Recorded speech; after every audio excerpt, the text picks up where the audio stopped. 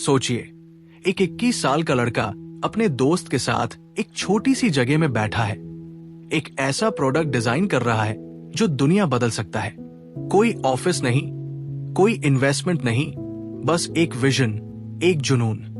अब एक और सीन इमेजिन कीजिए। वही लड़का कुछ साल बाद एक बड़े स्टेज पर खड़ा है, हाथ में एक छोटा सा डिवाइस है और वो कह रहा है, आज एप्पल फोन को फिर से बनाएगा। उस दिन दुनिया बदल गई थी। लेकिन क्या आप सोच सकते हैं कि ये लड़का एक समय पर इतना टूट चुका था कि उसे उसकी खुद की बनाई कंपनी से निकाल दिया गया था? एक वक्त आया जब इसने सोचा कि शायद उसका सपना सिर्फ एक सपना ही रह जाएगा। ये कहानी है स्टीव जॉब्स की, एक ऐसे विजनरी की जिसने टेक्नोलॉजी को सिर्फ मशीन नहीं, एक इमोशन बना दिया। एक ऐसे इंसान की जो सिर्फ सफलता का नहीं बल्कि असफलता का भी दूसरा नाम था, जो हर गिरावट के बाद और ज्यादा स्ट्रांग होकर उठा। आज हम सिर्फ स्टीव जॉब्स और एप्पल की सफलता की बात नहीं करेंगे, बल्कि उनके संघर्षों, उनकी असफलताओं और उन पाठों की भी बात करेंगे जिन्हें हम सब अपनी जिंदगी में लागू कर सकते हैं। भाग 1, शुरुआती जिंदगी और टेक्नोलॉजी के प्रति लगाव। 1955 सैन फ्रांसिस्को। स्टीव जॉब्स का जन्म ऐसे पेरेंट्स के घर हुआ जो उन्हें नहीं रख सकते थे। उनका अडॉप्शन एक मिडिल क्लास फैमिली में हुआ। पॉल और क्लारा जॉब्स उन्हें लेकर आए, जो फाइनेंशियली ज्यादा स्ट्रॉन्ग नहीं थे, लेकिन उन्होंने एक बात जरूर सिखा दी, क्यूरियोसिटी और क्राफ्ट्समैनशिप की अहमियत। एक छोटी सी कहानी सुनते हैं। स्टीव 6 साल के थे जब उनके पिता उन्हें एक गैरेज में ले गए और कहा, जब कुछ बनाओ तो उसे अंदर से भी उतना ही परफेक्ट बनाओ जितना बाहर से। ये बात स्टीव जॉब्स के दिमाग में बैठ गई और उनकी जिंदगी भर की फिलॉसफी बन गई। स्कूलिंग के दौरान जॉब्स को पढ़ाई पसंद नहीं आई। वो बोर हो जाते थे, लेकिन एक चीज उन्हें एक्साइट करती थी, इलेक्ट्रॉनिक्स और गैजेट्स। उनका दिमाग एक सामान्य स्टूडेंट से कहीं अलग सोचता था। 12 साल की उम्र में उन्होंने डायरेक्ट एचपी के कोफाउंडर बिल ह्यूलेट को कॉल कर दिया था और उनसे एक कंप्यूटर पार्ट मांग लिया। ह्यूलेट इतने इंप्रेस हुए कि उन्होंने जॉब्स को समर इंटर्नशिप दे दी।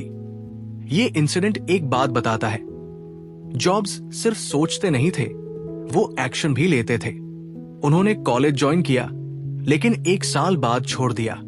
लोग कहते थे कि ये उनका सबसे बड़ा मिस्टेक था, लेकिन जॉब्स कहते थे कि ये उनका सबसे बड़ा डिसीजन था, क्योंकि उसके बाद उन्होंने सिर्फ वही चीजें सीखनी शुरू की जो उन्हें पसंद थी। इसी वजह से उन्होंने कैलीग्राफी का एक कोर्स लिया, जो भविष्य में एप्पल के टाइपोग्राफी और डिजाइन का बेस बना। भाग 2, एप्पल की शुरुआत।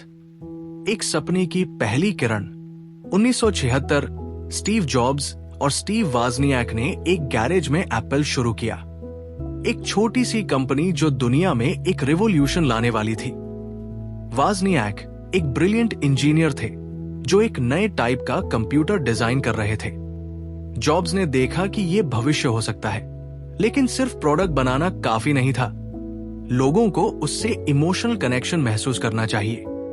जॉब्स ने सोचा, टेक्नोलॉजी सिर्फ गीक्स के लिए नहीं होनी चाहिए, बल्कि हर इंसान के लिए होनी चाहिए। एप्पल 1 लॉन्च हुआ, लेकिन असली धमाका एप्पल 2 के साथ आया। यह पहला पर्सनल कंप्यूटर था जो ग्राफिकल इंटरफेस के साथ था, जो आकर्षक था और जो किसी भी सामान्य इंसान के लिए यूज करना आसान था। एप्पल ने कंप्यूटिंग को एक घर घर का कॉन्सेप्ट बना दिया।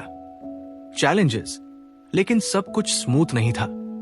गैरेज एक प्रॉपर ऑफिस नहीं था, इन्वेस्टमेंट की जरूरत थी।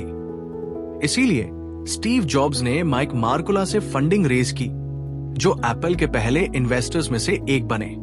उनका विजन सिंपल था, एप्पल को दुनिया का सबसे इनोवेटिव ब्रांड बनाना है। भाग 3, सफलता और असफलता, एक विजनरी की परीक्षा। एप्पल की सफलता रॉकेट की तरह ऊपर जा रही थी। 1984 में मैकिन्टोश लॉन्च हुआ, पहला कंप्यूटर जिसमें माउस और ग्राफिकल यूजर इंटरफेस था। ये एप्पल का सबसे बड़ा इनोवेशन था, लेकिन अंदर ही अंदर एक और कहानी लिखी जा रही थी। स्टीव जॉब्स और एप्पल के बोर्ड के बीच कॉन्फ्लिक्ट्स बढ़ रहे थे। जॉब्स परफेक्शनिस्ट थे, वो चाहते थे कि हर प्रोडक्ट परफेक्ट हो, लेकिन बाकी लोग बिजनेस और प्रॉफिट्स पर ज्यादा ध्यान दे रहे थे। 1985 में एक शॉकिंग ट्विस्ट आया। जॉब्स को एप्पल से निकाल दिया गया। एक मिनट के लिए सोचिए, एक इंसान जो एक कंपनी का फाउंडर है, उसे उसकी ही कंपनी से निकाल दिया गया।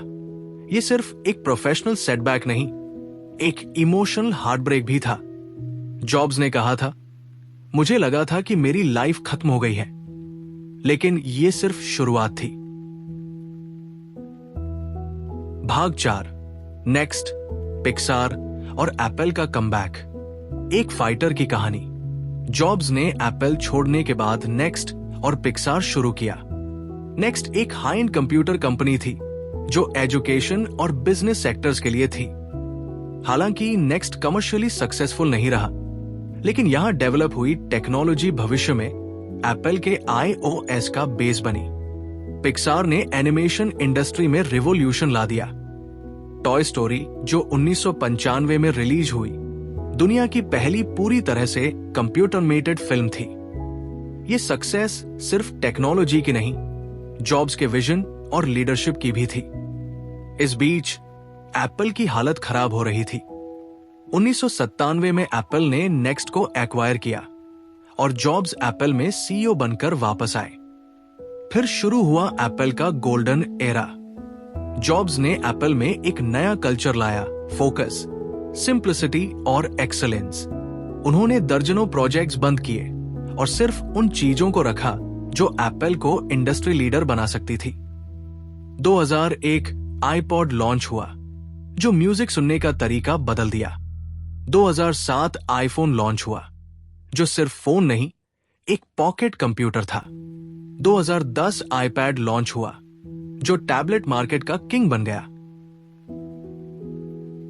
भाग 5, स्टीव जॉब्स का विजन और लीडरशिप स्टाइल। स्टीव जॉब्स एक परफेक्शनिस्ट लीडर थे। उनके लिए हर प्रोडक्ट सिर्फ टेक्नोलॉजी का कॉम्बिनेशन नहीं, एक एक्सपीरियंस था। वो कहते थे, डिटेल्स मैटर। उनका काम करने का तरीका एप्पल को दुनिया का सबसे वैल्यूएबल ब्रांड बनाने में मदद किया। उनकी लीडरशिप के 4 पिलर्स थे।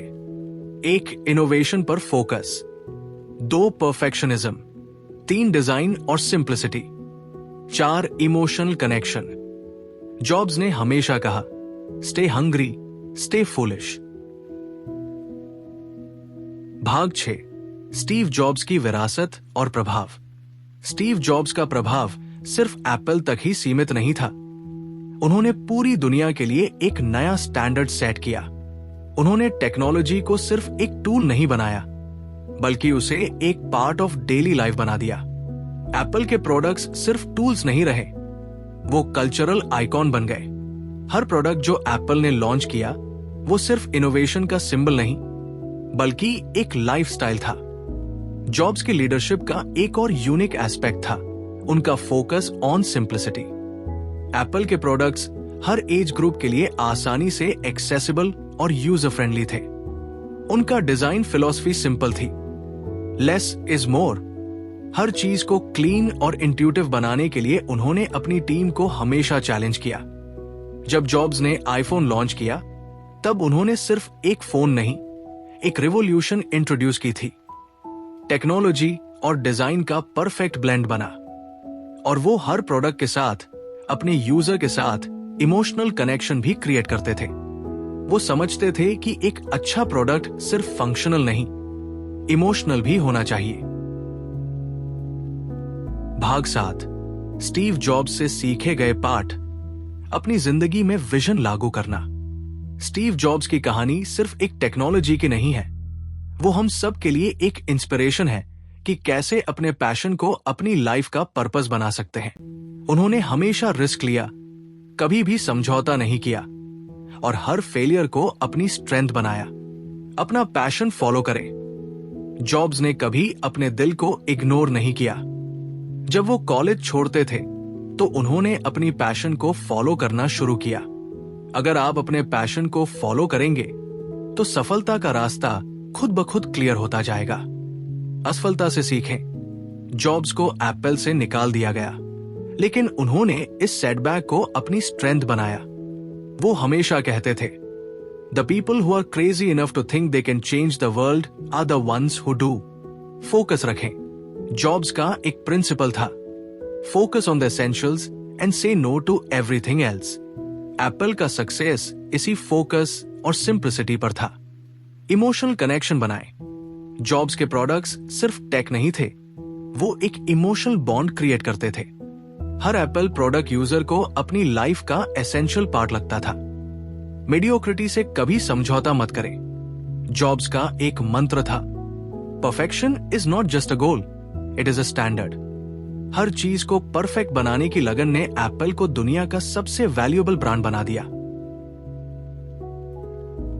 स्टीव जॉब्स की कहानी हमें यह सिखाती है कि सफलता सिर्फ उन लोगों के हिस्से में आती है जो अपने सपनों के पीछे पूरी ताकत से दौड़ते हैं, बिना किसी डर के।